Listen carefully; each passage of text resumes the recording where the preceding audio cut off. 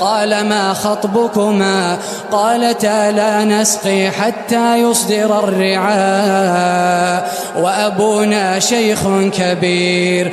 فسقى لهما ثم تولى إلى الظل فقال رب إني لما أنزلت إلي من خير فقير.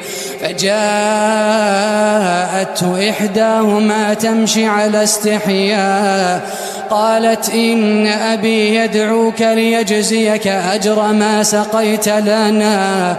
فلما جاءه وقص عليه القصص قال لا تخف نجوت من القوم الظالمين.